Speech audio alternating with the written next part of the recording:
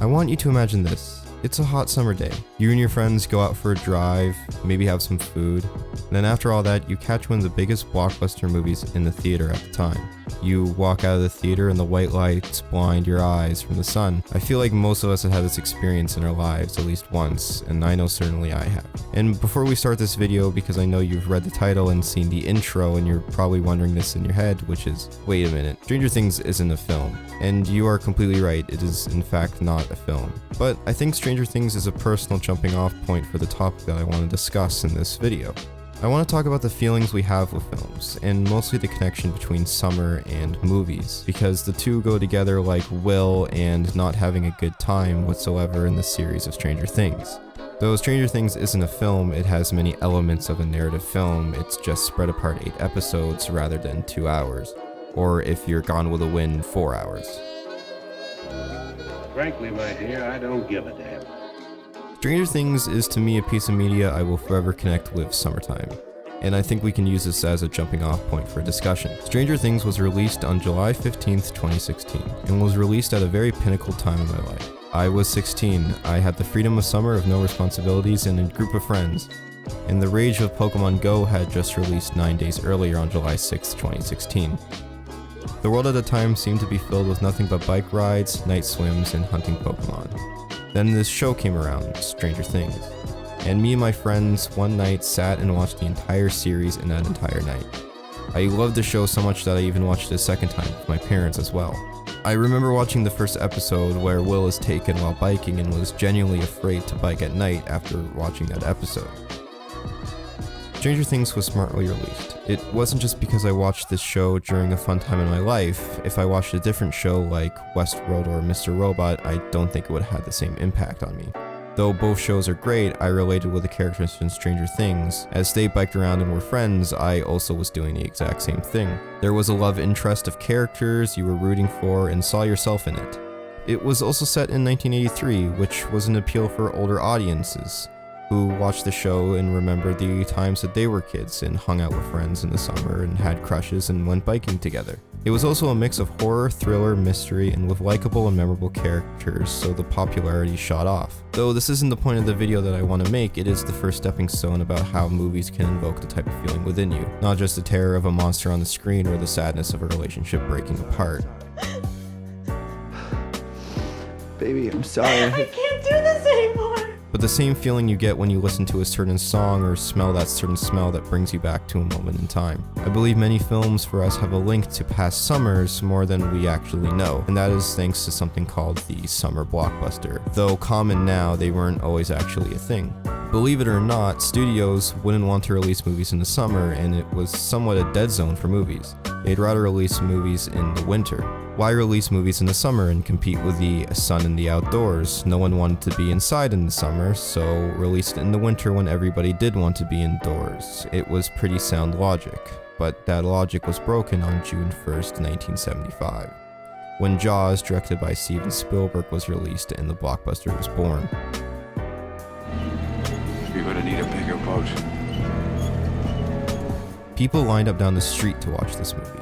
Over $7 million was made in its first weekend, and as of July 2019, it is the 7th highest domestic gross of all time, which, adjusted for inflation, sits at over $1.2 billion. Jaws was a hit, and it caused a trend to begin. Suddenly, movies began releasing in the summer more and more often, and each becoming a hit.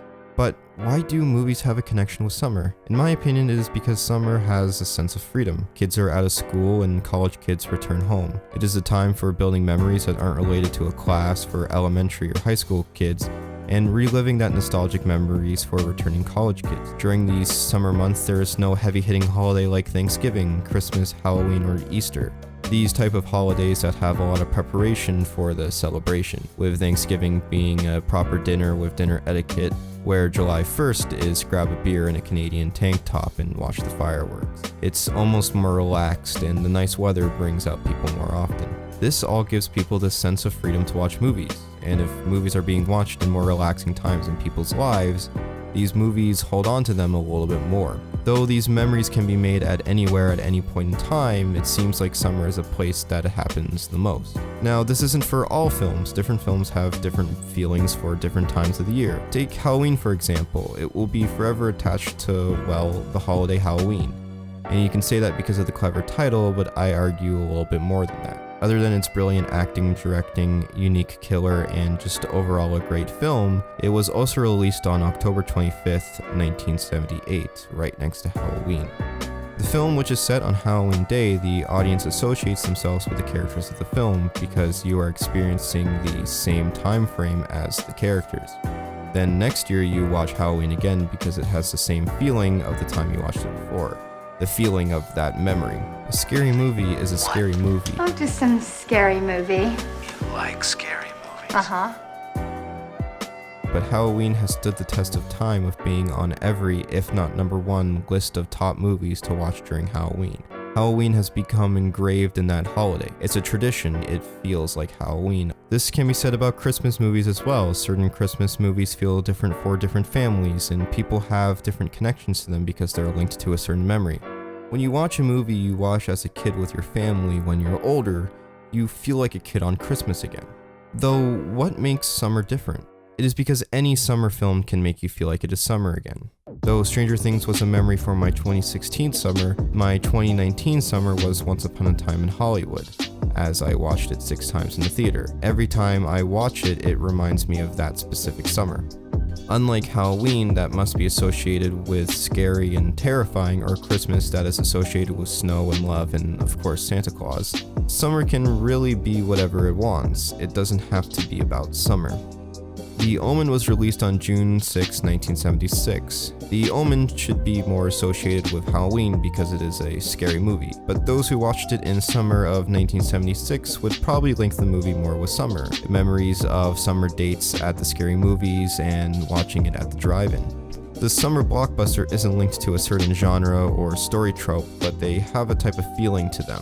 There is a new one every year, so you have a new feeling every time you experience a new blockbuster.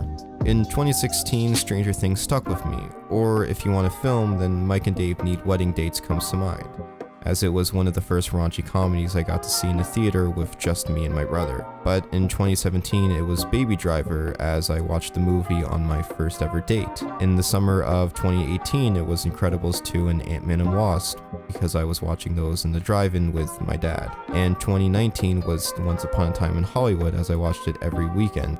Every new summer is a new film, well, excluding Stranger Things for me, but you get the point. But each summer is a different feeling. The 2016 me is different from the 2019 me. We grow and change, and so do the ways we watch movies. Each summer is a new checkpoint for us. We get a chance to go back to that specific time and feel the way we did then. Like my feeling of nervous excitement on my date in the theater while watching Baby Driver, or the feeling of almost falling asleep in the car while watching Ant-Man and Wasp under the starry night in the drive-in. Each summer is associated with a movie, and each movie is associated with a different feeling. Unlike Halloween or Christmas, the movies are the same for each season, and if a new movie is added, it is hard to break through into those classics.